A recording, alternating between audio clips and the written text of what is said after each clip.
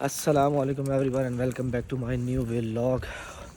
सुबह के 7:30 बज रहे हैं। ट्रांसपोर्टर लेने जाने का टाइम था 7:30 बजे। थोड़ा सा लेट हो गया तो बस अब जल्दी से ट्रांसपोर्टर लेके आते हैं, क्योंकि रात में तो मैं ला नहीं सका था। रात में टाइमिंग ऑफ हो गई थी, रात में शॉप बंद हो गई थी, 6 बजे बंद होनी थी और मैं जो है ना ट्रांसपोर्टर उठाने का टाइम भी 6 बजे था। तो कुछ कन्फ्यूज़न हो गई। यहाँ पे कुछ जगह से जो है वो आप ट्रांसपोर्टर ईज़िली जो है ना विदाउट ओपनिंग टाइमिंग भी जो है ना आप उठा सकते हैं, लेकिन यहाँ का सीन अलग था। तो चलें ट्रांसपोर्टर लेके आते हैं और फिर बहुत सारा काम पड़ा हुआ वो निपटाते हैं। गाड़ी मैंने यहाँ पार्क कर दी है, ये गाड़ी यहाँ पार्क करके अब हम वहाँ से गाड़ी उठा लेंगे। ये रहा जी ट्रांसपोर्टर, सारा सामान हमने डाल लिया इसमें। ये देखें ये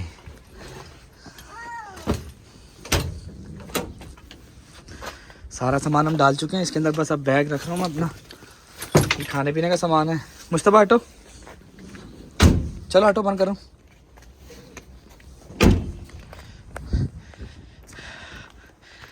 चलो भाई मुस्तफा को बिठाते हैं गाड़ी के अंदर।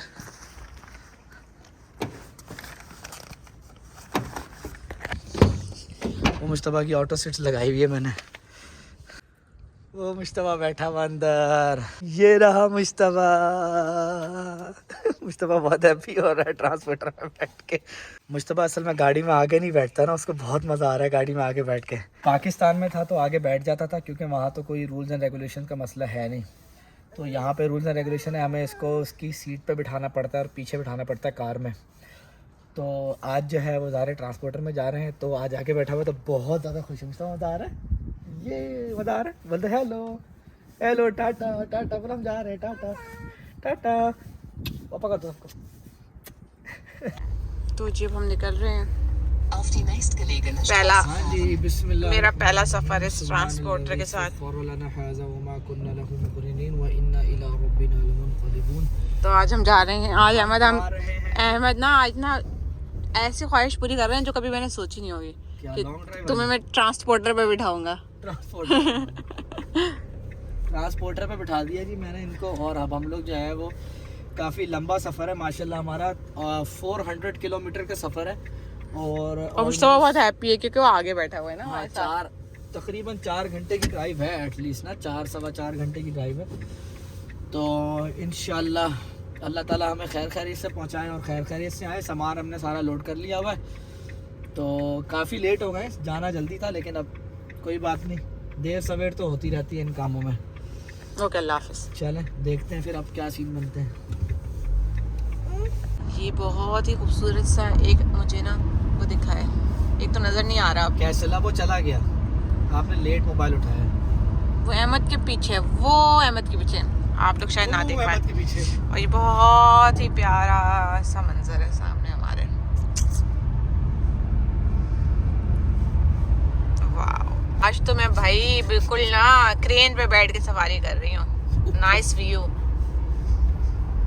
क्या क्या क्यों हंसी आ रही है आपको? भाई आज तो बहुत ही प्यारा सा किसी ने मुझे लॉन्ग ड्राइव पे लेके जा रहा है। कोई बहुत ही ट्रांसपोर्टर पे लेके जा रहा हूँ मैं आज लॉन्ग ड्राइव पे ना। मुझे बहुत ही प्यारा सा सरप्राइज दे रहा है अपनी बर्थडे पे। बर्थडे? अच्छा, आप बर्थडे मेरी है, फिर भी अभी भी मैं ही सरप्राइज दे रहा हूँ उनको। लो वैसे ही देख ले आप लोग। तो अहमद मुझे लेके जा रहे हैं लॉन्ग ड्राइव पे मुश्तबा के साथ।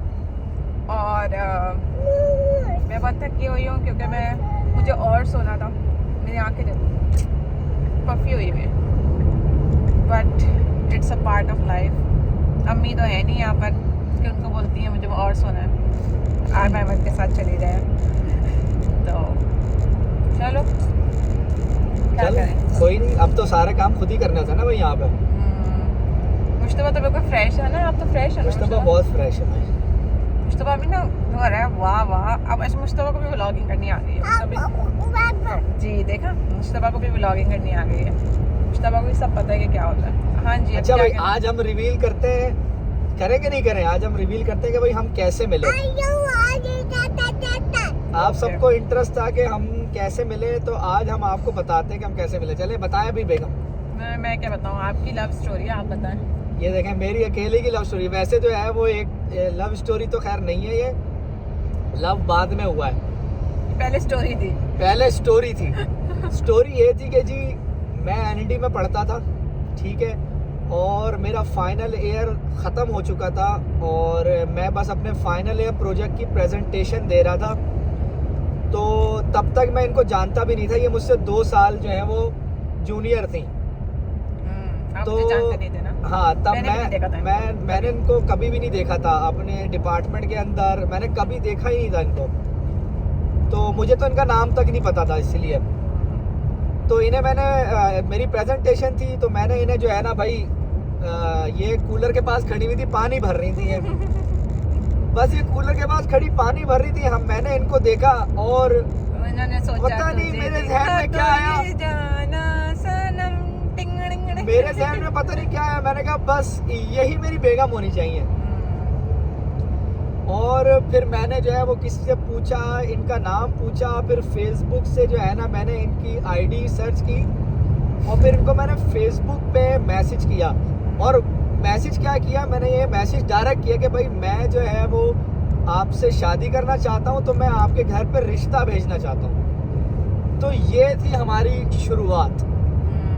फिर इन्होंने जो है वो इन्होंने तो मना कर दिया, इन्होंने अपने घर में शेयर किया। ये अपनी मम्मा से सब बातें शेयर करती थी, फ़ौरन उन्होंने बता दिया। बाकी अब आगे बताएं आपने क्या बात हुई थी आपकी? हाँ, आई वाज नॉट इंटरेस्टेड। खैर हमारी एकदम से तो आपने नहीं बोला था कि मैं शादी करना चाहता हूँ, मतलब कि मैंने ये बोला था कि मैं रिश्ता भेजना चाहता हूँ। नहीं, पहले तो ऑब्वियसली मैं इनसे एज अ सीनियर, इन्होंने बोला कि मैं आपका सीनियर हूँ। मुझे हो सकता है, मुझे लगा हो सकता है कोई काम वाम हो ना, भाई होते हैं ना बड़े जो 2 साल बड़े होते हैं, मुझे लगा हो सकता है इनको कोई काम हो। तो मैंने इनको रिप्लाई दे दिया था, वरना मैं बहुत खड़ूस हूँ इस मामले में, रिप्लाई देने के मामले में। ये ऐसी वैसी खड़ूस थी भाई, बड़ी बात है, रिप्लाई कर दिया था इन्होंने मुझे। हाँ, तो मैं अगर रिप्लाई नहीं किया होता तो आज बेगम नहीं होती मेरी। हाँ, रिप्लाई कितना बुरा होता उनके साथ, ये मेरी बेगम नहीं होती तो। हाँ नहीं, मैं वाकई में मैंने ऐसे रिप्लाई नहीं देती थी किसी को भी कि मैं कोई भी मैसेज करवा मैं उसको रिटर्न में। तो इन्होंने जब अपना इंट्रो करवाया तो मुझे पता चला हाँ चले हमारे सीनियर हैं। और फिर इनकी प्रोफाइल देखी तो हाँ, ये वाकई हमारे सीनियर भी थे। और इत्तेफाक की बात है, जब मैं यूनिवर्सिटी में आई थी, मेरा जो फर्स्ट वेलकम पार्टी थी उसमें यही फोटोग्राफी कर रहे थे और हमें पता ही नहीं है और मुझे भी नहीं पता, तो जाहिर सी बात है। हाँ, ये फोटोग्राफी कर रहे थे, इनके पास DSLR हुआ करता था उस ज़माने में। तो ये सबकी तस्वीरें बना रहे थे। और फिर हम लोग ने जब जाके पुरानी तस्वीरें देखी तो हमने बोला वाह, ये तो ये रही मैं अहमद। मैंने पुरानी तस्वीरों में जाके इनको ढूंढा तब नजर आए, मुझे तो पता ही नहीं था ना, जानता ही नहीं था मैं। तो हमारी स्टोरी यहाँ से स्टार्ट हुई। तो हाँ जी, यहाँ से स्टार्ट हुई। फिर अहमद ने मुझे बोला कि मैं आपके घर रिश्ता भेजना चाहता हूँ, मैं आपको पसंद करता हूँ और ये वो। फिर मैंने बोला नहीं, आई एम नॉट इंटरेस्टेड अभी, तो मैं शादी नहीं करना चाहती हूँ, फला नहीं, तो मैं शादी नहीं करना चाहती, मैंने ऐसे बोला। फिर मैंने अपनी अम्मा को बताया कि मेरे एक सीनियर हैं, वो उन्होंने ना मुझे शादी का प्रपोज़ल भेजना चाह रहे हो। तो और मैंने मना कर दिया। तो मेरे अम्मा ने सुना दी मुझे कि बेटा ऐसे नहीं करते, मना नहीं करते। तो मैंने बोला अच्छा। फिर मेरी अम्मा ने मुझे ना थोड़ा सा मेरा माइंड बनाया, तो मैंने इनको बोल दिया अच्छा आप ले आए अपनी फैमिली। और फिर क्या हुआ?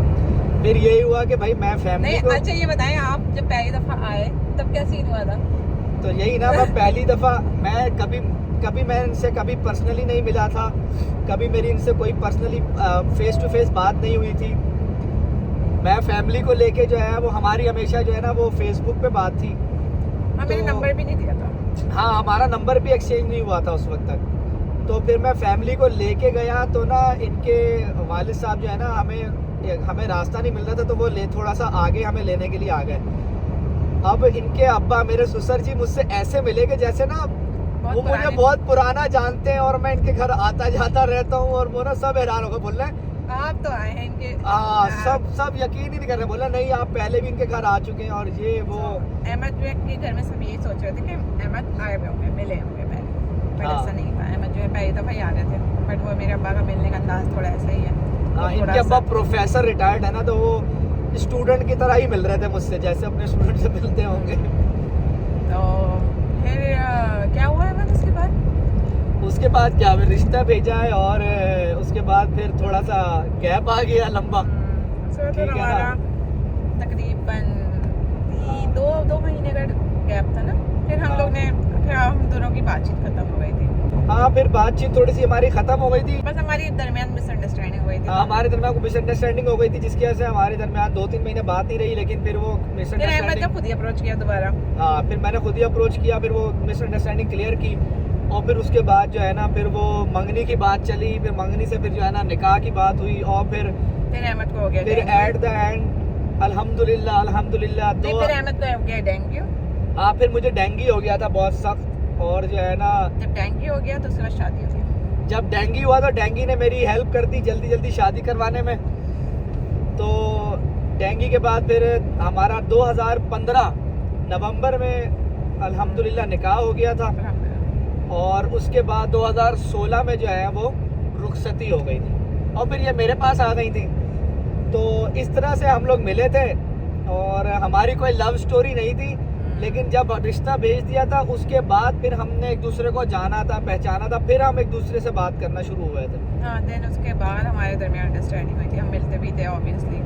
उसके बाद हमने एक दूसरे की आदत, और खैर आदत का तो आप जब तक साथ रहते नहीं हो आपको नहीं अंदाज़ा होता, लेकिन आप हमेशा जब भी आप किसी के साथ बातचीत में रहते हैं, लेकिन नमंगनी में भी रहते हैं, तो आप उस बंदे को जान नहीं सकते जब तक कि आप साथ रहना नहीं शुरू करते हैं। साथ रहने के लिए भी रिश्ता ऑब्वियसली ज़रूरी है। तो क्योंकि यहाँ पर यूरोप में तो गर्लफ्रेंड बॉयफ्रेंड एक कॉमन सी चीज़ है, तो ये एक दूसरे को छोड़ भी देते हैं। असल खूबसूरती होती है रिश्ते में कॉम्प्रोमाइज़ करना, तो वो चीज़ बहुत इम्पॉर्टेंट होती है, और उसी से ही रिश्ते मजबूत भी होते हैं। क्योंकि अगर ये ऑप्शन होगा किसी के पास के नहीं ये बंदा इसकी ये आदत मुझे पसंद नहीं है तो मैं इसको छोड़ सकता हूँ, like we have an option, तो आप हमेशा वेल करोगे।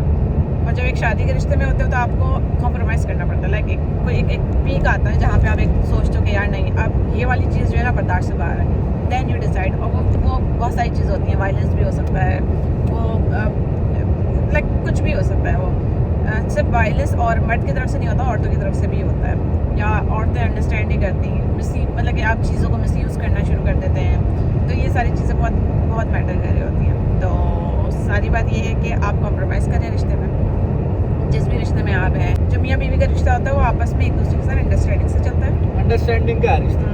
तो और कॉम्प्रोमाइज़ ऑल्सो, मतलब कि दोनों तरफ से कॉम्प्रोमाइज़ होना बहुत इंपॉर्टेंट है, और एक दूसरे की respect, this is also important. Respect बहुत ज़रूरी है एक दूसरे की। सबसे बड़ी बात एक दूसरे का दोस्त बन के रहना। लाइक मैं और अहमद ना हर किस्म का मजाक कर लेते हैं, हम जोक भी क्रैक कर देते हैं, और हम इस बात को बुरा नहीं मानते, क्योंकि हम मियाँ बीवी होने से पहले भी दोस्त थे। तो हमें टू बी वेरी ऑनेस्ट हम दोस्त थे, तो हमें एक दूसरे के बारे में सब कुछ पता भी है, तो हमने कुछ भी एक दूसरे से छुपाया नहीं है।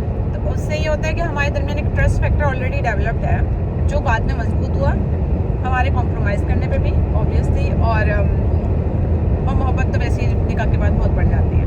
तो ये थोड़ी चीज़ें जो रिश्ते को मजबूत बनाने में काम आती हैं। तो ऐसे हम मिले थे, और ये है हमारी छोटी सी स्टोरी।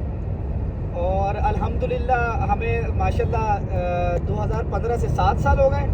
अल्हम्दुलिल्लाह माशाल्लाह हमें अल्हम्दुलिल्लाह 7 साल हो गए, और अल्लाह का लाख लाख शुक्र है। देखें छोटी मोटी नोक झोंक मियाँ बीवी में चलती रहती है, हम बिल्कुल टॉम एंड जेरी की तरह लड़ते हैं। हाँ टॉम एंड जेरी की तरह, कोई मसला नहीं है इसमें, लेकिन मोहब्बत अपनी जगह कायम है, और एक दूसरे की इज्जत अपनी जगह कायम है, वो कभी भी नहीं कम होनी चाहिए। एक दूसरे के लिए रिस्पेक्ट, और एक दूसरे को जो है ना आपको स्पेस देना चाहिए, एक दूसरे की पसंद की जो है रिस्पेक्ट करनी चाहिए।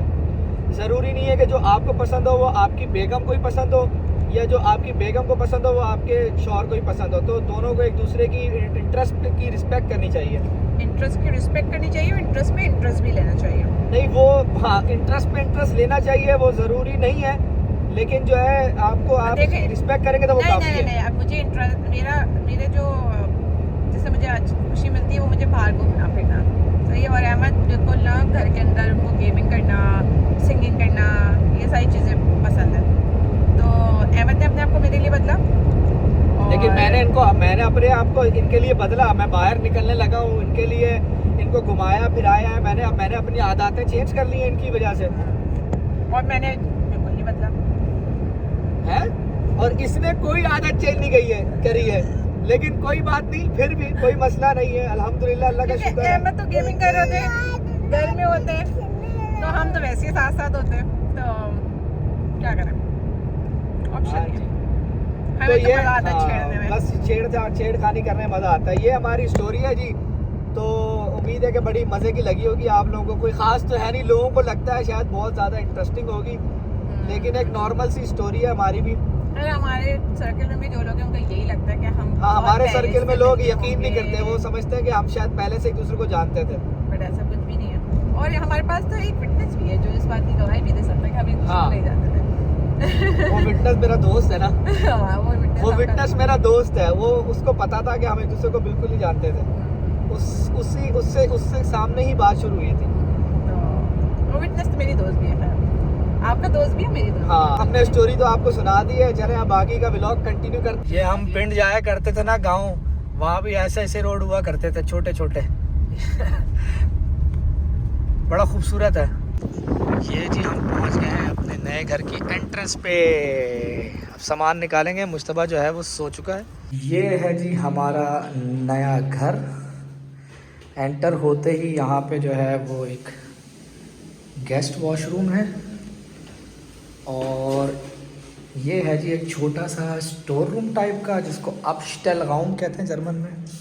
फिर इधर से आएंगे आप, ये एक कमरा है,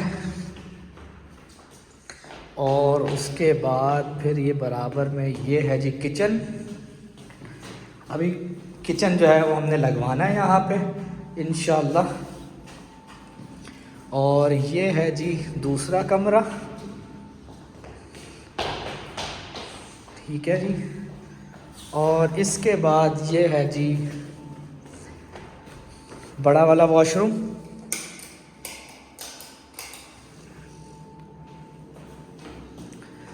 ये जो है टब लगा हुआ है, और ये है जी शावर की जगह। ये कमोड है, और दो दो जो है यहाँ पे वो लगे हुए हैं बेसन। और ये है जी लिविंग रूम, जो कि काफ़ी बड़ा है माशाल्लाह से। और लिविंग रूम से ही यहाँ से निकलता है बैल्कनी, और ये बैल्कनी के बाहर का नज़ारा।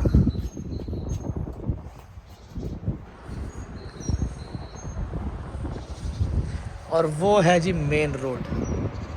तो अभी सारा सामान जो है वो गाड़ी में रखा हुआ है, सारा सामान अभी लेके आना है।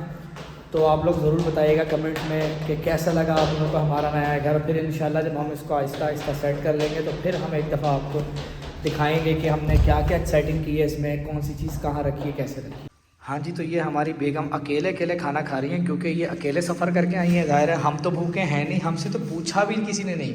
ये पुलाव खोले कल वाले इन्होंने, और ये शुरू हुई हुई है भाई। मतलब हम गरीब लोग गाड़ी चला के आ रहे हैं, हम भी भूखे हैं यार। सामान तो है जी बहुत सारा, और ये सारा सामान चढ़ाना है फर्स्ट फ्लोर पे। चले भाई शुरू करते हैं, लग जाते हैं काम पे।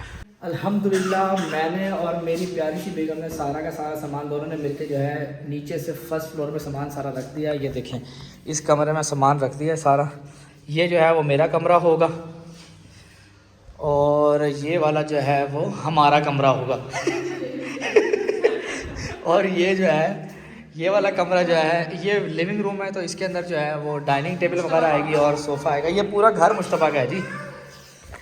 तो अब जाते हैं, यहाँ पर एक और काम है, अलमारी उठानी है जगह से और बेड उठाना है, तो वो उसको लेकर आते हैं और फिर असेंबल करते हैं इंशाल्लाह। ये रखा हुआ है बेड का सामान और अलमारी का सामान। अब जो है इसको असेंबल करना है, ये टास्क है हमारा। तो शुरू करते हैं फिर। ये मेरा बेटा, ये मेरे बेटे की हरकत है। मुस्तफा आप क्या कर रहे हो? आना अंदर, आना। अम्मी की तबीयत ठीक है ना?